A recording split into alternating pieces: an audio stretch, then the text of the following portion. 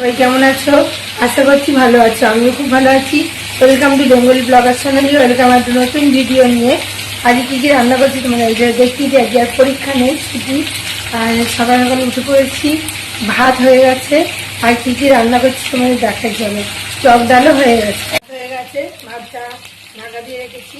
আর এখানে করছি মাংস সাথে ডিমের ঝোল। আর এখানে বাঁধাকপি করছি, ক্যাপসিকাম, মটরশুঁটি, আলু দিয়ে। বাঁধাকপিটাও আলু ভাজা ভাজা হয়ে গেছে। বাঁধাকপিগুলো দিয়ে দিয়েছি, একটু মজে নিই, তারপর মশলাগুলো দেবো। এখানে একটু টমেটো রেখেছি, ডিমের ঝোলে দেবো। আর এখানে রসুন বেটে রেখেছি। আর এখানে পেঁয়াজ নিয়ে নিয়েছি, আর ডিমও ভেজে তুলে নিয়েছি। আর এখানে একটু মেথি শাক করবো।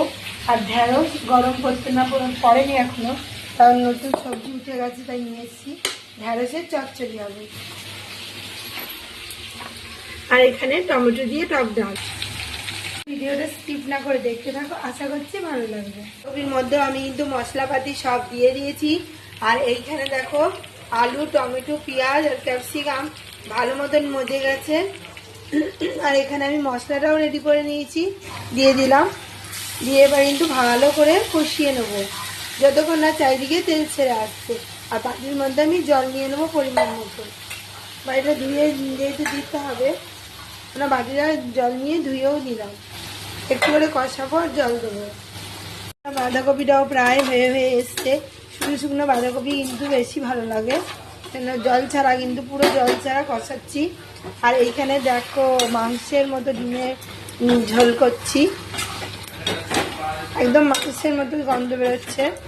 আর এটাও ভালো করে কষানো হয়ে গেছে। এবার পরিমাণ মতো জল দিয়ে দেবো। জল দিয়ে এবার সর্ষেটা বেটে নেবো।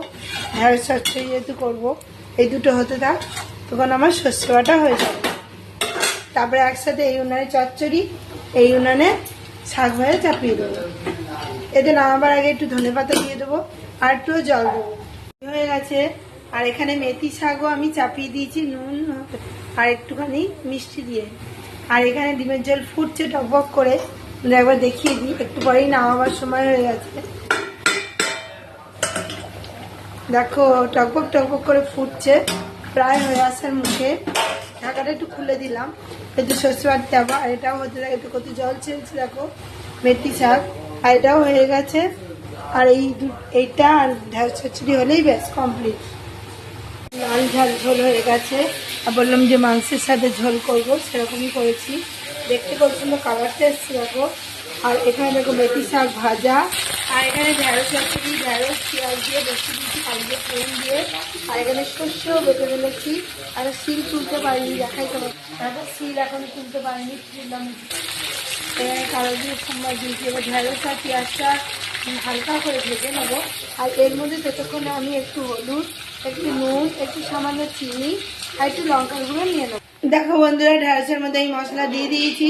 কি মশলা দেবো তোমাদের বললামই, সেটা দিয়ে দিয়েছি। এবার ঢেঁড়সটা ভালো করে কষিয়ে নিয়ে পরিমাণ মতো জল দিয়ে দেবো। এই 2 থেকে 3 মিনিট ভালো করে কষাবো, একটু একটু জল দেবো আর কষিয়ে নেবো। চচ্চড়ি আমার হয়ে গেছে। আর এটাও ক্লিন করে নিয়েছি। বাসন কটা মেজে নেবো। আর চচ্চড়িও কেমন হয়েছে কমেন্টে জানাতে ভুলো না। ভিডিও আমি এখানে রাখছি। আমার ভিডিও যদি ভালো লেগে থাকে অবশ্যই চ্যানেলটা সাবস্ক্রাইব করবেন, লাইক কমেন্ট শেয়ার করতে ভুলবেন না। কাল আবার নতুন ভিডিও নিয়ে শিখে আসছি। সুস্থ থাকবেন, ভালো থাকবেন, সবাইকে ভালো রাখবেন। বাই।